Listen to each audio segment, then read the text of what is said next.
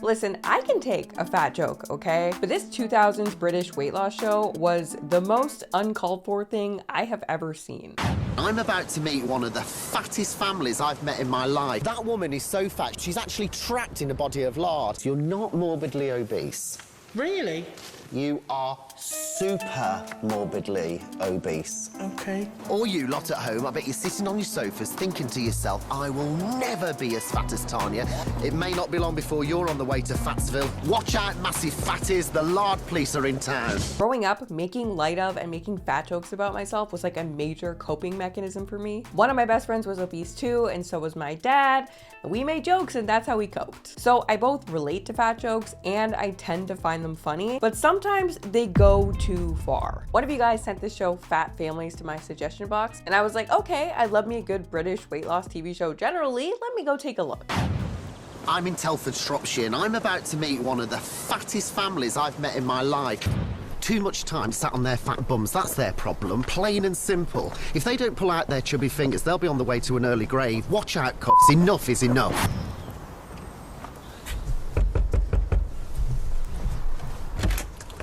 Hey, fatty. Good morning. How you doing? Come in. That was the first clip I ever saw of the show. And I later found out that thankfully that first clip is faked. It's a parody. He doesn't say that to the kid. And I was relieved until I watched the actual show and I found out that it's literally just as bad. I'm in Telford, Shropshire, and I'm about to meet one of the fattest families I've met in my life. This trundling trio are grazing their way to an early grave. Watch out, massive fatties, the lard police are in town. But you know what the absolute irony of this show is? The advice the host gives the fat families is more real, insightful, and practical than any of the other British weight loss TV shows combined. Now, it's not exactly a high bar to beat, but it's something. So today we're sifting through the savagery that is Fat Families, a show that was made in 2010 but feels like it was made in like 1999. And we'll do a little behavior change breakdown of some of the factors that allowed this family to change. Because spoiler alert, they do change, and despite the very aggressive fat jokes, the vibe ends up being generally quite positive and motivating, so... Watch out, fat families. It's time to get off your wobbly bums and melt that lard. That reminds me, you know what gets a bad rep?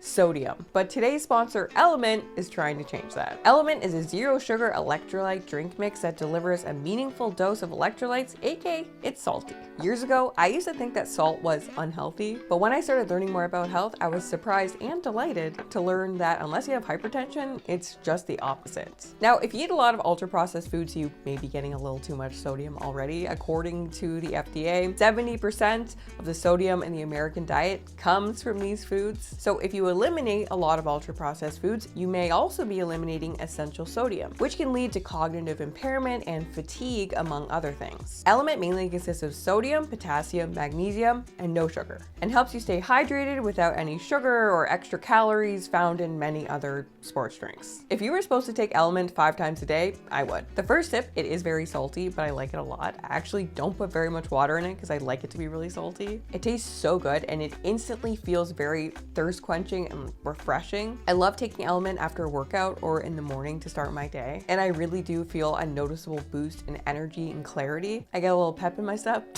Element comes in 8 fun flavors. My personal favorites are the watermelon, the raspberry, and the citrus. They are honestly so good, and I was really excited to try the spicy flavors, and I feel like everyone should try the spicy flavors, but they were not for me. Element is offering a free sample pack when you place an order using my link, drinkelementi.com/Kiana. The sample pack has one of every flavor, so you can try them all out and figure out your favorite. Give Element a try and see what salt can do for you. Order Element today and get a free fun sample pack. Click the link or go to drinkelementi.com/Kiana. That's drinkelementi.com/Kiana, or click the link below to get a free sample pack with your order today. Thanks to Element for sponsoring today's video. So Fat Families aired for only 2 seasons, and just like all the other British weight loss TV shows, was about a host helping contestants lose weight. This trundling trio are grazing their way to an early grave. Watch out, massive fatties, the lard police are in town. That was 4 fat jokes in less than 30 seconds. And is this a British thing, or did he resurrect the word trundling from like 1835 in order to make that pun? Definition of trundling. Trundle, move or cause to move slowly and heavily, typically in a noisy or uneven way. that actually could not be a more vicious burn. So this guy's name is Steve Miller, and he calls himself the no-nonsense fat buster. I'm here to stamp out the obesity epidemic that is sweeping the UK. One massive family at a time.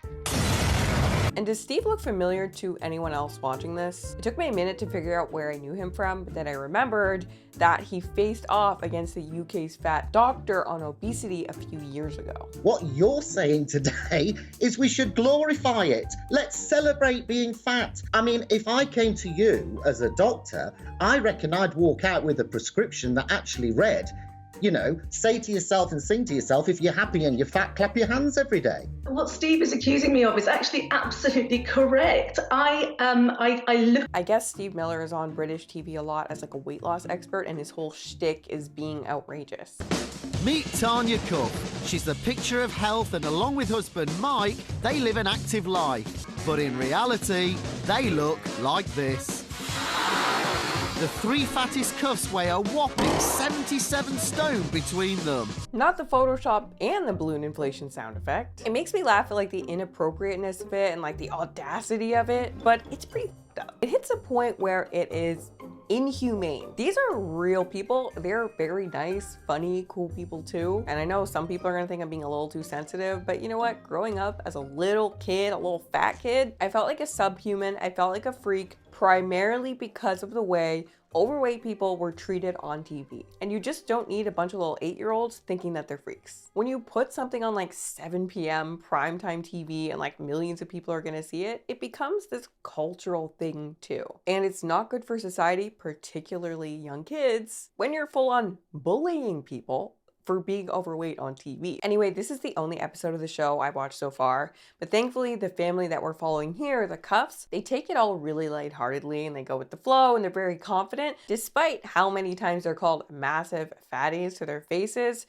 So thankfully, at least in this episode, the vibe never really gets like too dark or mean-spirited. The Cuff family includes the grandma, the husband Mike, and the focus and star of the episode, Tarnya.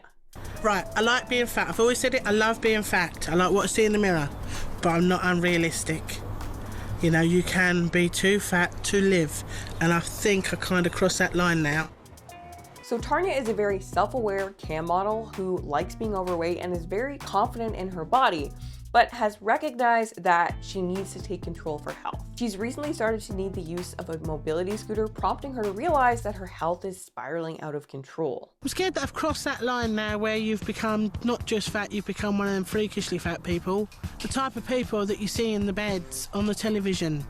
And they've got too fat to get up. And I don't know if you can already tell, but Tarnya is both very confident and very honest. And these two attributes are both very helpful things to have when you're trying to change your behavior. But Tarnya's big issue is, according to her, her obsession with potato chips, or in British, crisps. What should we do then? Crisps. More food. Ben! All right, Bubs. Do me a favour. Another packet of Discos. Yeah. The big bag of 10. Yeah. That's the bag I want. Don't bring me a little individual bag. Bring me the big bag, babes. Okay. Business as usual. This one. That's the very fellow. What, you're going to eat all them? Normally, as a rule, yeah. I think potato chips specifically are one of those things that people really struggle with portion control on. I find them so unsatisfying. I find the only thing that one chip does for me is make me want 2 chips. And I feel like that might be true for a lot of people. And you, Tarnya, you're a crispaholic, babe. I've done 8 already today, yeah. The first step to changing your behavior is recognizing that you do have a problem and deciding that you do want to change. If you want to remain a massive fatty, you will keep eating that. So Steve Miller shows up at the Cuffs house with a plan to observe their behavior, provide an analysis, and try and help the family lose weight. Too much time sat on their fat bums, that's their problem, plain and simple. If they don't pull out their chubby fingers, they'll be on the way to an early grave. Watch out, Cuffs, enough is enough. Man, the hand gestures, the editing. Steve Miller reminds me so much of Mr. G, the ridiculous high school drama teacher from Summer Heights High. If you don't know who that is, A, you're missing out. B, here's a clip of Mr. G talking about being forced to allow special education children to perform in the school play he's directing. I'm trying to maintain a standard. I'm trying to put on a good show, And I don't need bloody special education nightmares. I mean, are they wheelchair or walking? I've no idea. I mean, wheelchair, we're screwed because we'll have to build ramps. Although some of the non-wheelchair ones aren't exactly easy on the eye. Mr. G, super inappropriate, but that's comedy. That's what makes it funny, because these are characters saying inappropriate things in a skit, making a joke. Steve Miller, also super inappropriate, but bullying, because it's not a skit. This is a real guy making snide comments toward a real family with real feelings. Since this, there have been some interviews with him, and he says he doesn't regret the show, and people are too sensitive now and stuff, and sometimes people are too sensitive now, but this is not that. So as I mentioned previously, imagine my shock when Steve's analysis actually turns out to be pretty insightful, at least more insightful than most of these shows. Steve follows the family around, including to a buffet, to see what they eat on a daily basis. Have you noticed it's all about seconds? 2 plates down, I wonder how many more to go. And he discovers that the family is not only eating gigantic portions, but also all 3 of them essentially spend the entire day mostly just eating. And here's Steve's analysis of the real problem at hand. What a day. This family, they eat too much because they're bored, and because they're eating too much, they're unhappy. But if I have to move mountains to help them, that's exactly what I'm going to do. This is already a step above 90% of weight loss TV shows. Normally they're just kind of you're eating too much, maybe don't do that. But this next line is one of the most helpful things that I've heard any of these shows say from a behavioral perspective. At times, it was like you guys were eating and weren't aware of it. It's like it was an unconscious process. It was... Yeah, I'll give you that, yeah. And I think that's got to be broken. An unconscious process. This is golden information, and if you watch the next video that comes out after this, it's actually all about this. My entire behavior change philosophy, based on all my research, comes down to the need to outsmart our unconscious processes. A lot of people don't know this, but the bulk of our behavior on any given day is habitual, automatic, and unconscious. We're kind of behaving on autopilot most of the time. As an example, I've caught myself 2 slices of pizza deep and realized I was just plowing it in there without even tasting it, without really noticing what I was doing. And if you start paying attention, you'll notice that a lot of your behavior, particularly eating behavior, is very, very mindless. And so to change long-standing behavioral patterns, particularly ones that are quite mindless, you need to start becoming more aware and present during your moment-to-moment behavior. Start observing yourself nearly all the time, which is what it means to become more conscious. This year, my big goal is to get more content out about just this stuff, just behavior change stuff, instead of just the TV shows.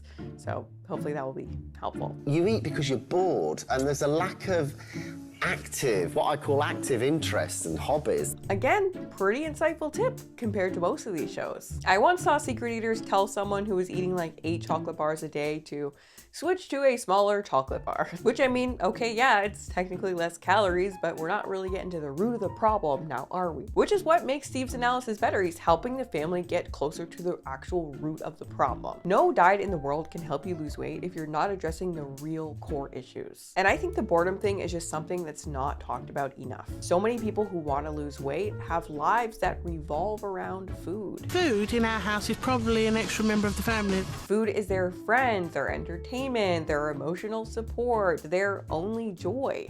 And I know because I was this person in a lot of different ways. So for someone in this position to have any hope of actually changing and changing permanently, they're going to need to fill this huge hole with something else. If you don't know what you're living for, if you don't have something to get you out of bed in the morning, if you spend a lot of your time kind of just aimless and bored, well, then it's going to be very, very hard to give up the one thing that's giving you any sort of semblance of pleasure, even if it's very obviously destroying your life in every other way. Everyone needs pursuits and goals and things that bring them real joy in life. And overall purpose really, really helps too, knowing where you're going, what you're working toward, and what you want. The more you love your life and the more you want to keep loving your life, the easier it is to give up a vice like food, smoking, or drinking, or anything else. If you were to sum up how you are at the moment, individually, what would you say? What would you say to me, Anne? I'm in a rut. I'm a lazy, fat cow. Simply too fat to cope. Too fat to move forward. It's got to change. I've told these lazy lardies what I think, but to break... half of the show is them having these like sincere, heartfelt moments together, and then he like cuts to being like a huge douche to them. In this next bit, he forces them to strip down and view their bodies with cameras. So the next part of my plan is to get them to take a long, hard look at their bodies on screen. It's not going to be pleasant viewing. If you don't mind, I'm just going to unleash my beast. Right. I just found this scene particularly cruel, and Tarnya takes this whole scene really, really well, but it's not even a real behavior change technique at all. If you have some sort of addiction or your life is just kind of like off the rails in some sort of way, I think checking yourself out in the mirror and like reconnecting with yourself, that can be a positive thing in the privacy of your own home. It can be helpful to be like, oh, this is where I'm at, you know, looking at yourself physically. Depending on how and why and who you are and where you're at and blah, blah, blah, you know, there's a million caveats always, of course. But on TV, this is just like unnecessary and mean. Anyway, this next technique I do like. I think it's both highly entertaining and one of the better behavior change techniques shown on any of these shows. One of the reasons that you are so fat is because your portions are so huge. Steve sends the cups to a cafeteria to work as cafeteria workers and instructs them to hand out their normal portion to the diners. The food is spilling off the plates. And seeing everyone's reactions to their normal portions of food demonstrates to the family that their portion sizes are out of control. Oh, I'll have chips then. There's plenty there for me. You sure? Yeah, that's cool. Expensive. Love, it makes it go down better. Oh, I wouldn't be able to manage it, thank you. How many bits of garlic bread do you want? 2, 3? Just one would be great, please. One? Yes, You please. Sure? There's extras if you want to come back.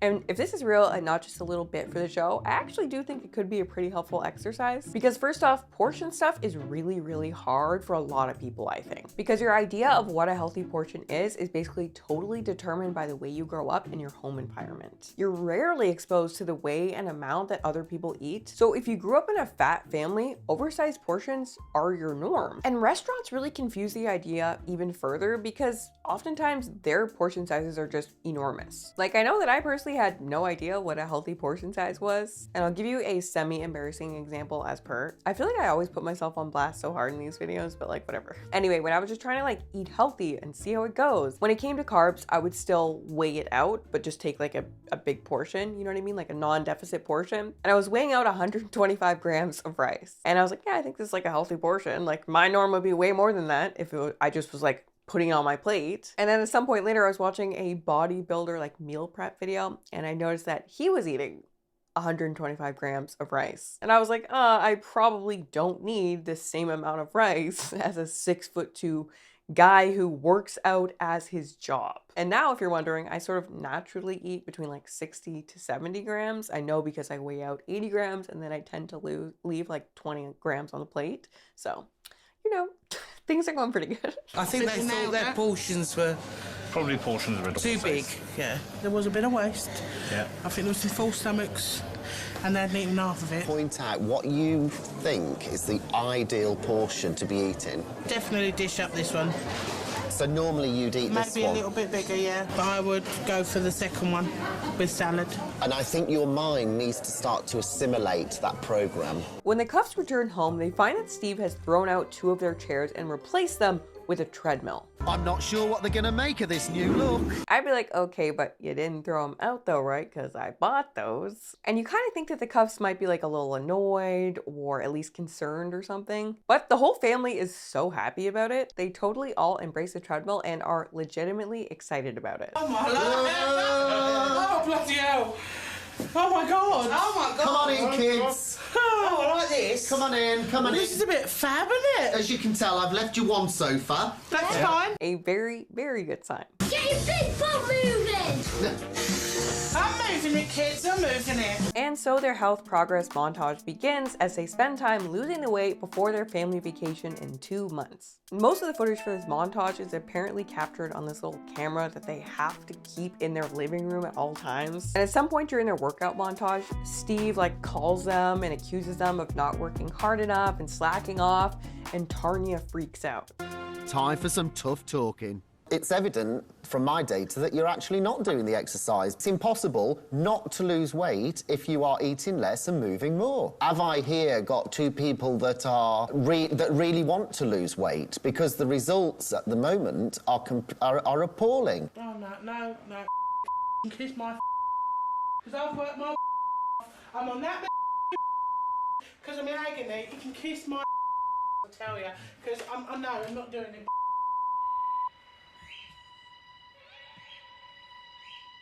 Okay, here's my theory though. My theory is that Tarnya and gang were actually not slacking at all. Like, you know, maybe like a normal amount, obviously. But not like genuinely not doing this stuff enough to get yelled at by Steve. And I base this on the fact that this family has just been so into the entire process. Everything they've been asked to do, they're like, yes, let's do it. They want to change, they're ready to change, they're excited to change. They called this crew here, they've allowed Steve Miller's team to call them massive fatties and Titanic Tarnya. They're in it to win it, this family. So I think when Tarnya freaks out, it's because they're trying to make it seem like there's some drama that there isn't, and she's like, no, I'm not playing that, I'm not looking bad like that. I swear that's what I think. But I guess we'll see the truth at the final weigh-in. First, the family receives makeovers, and then they report in to see how they've done.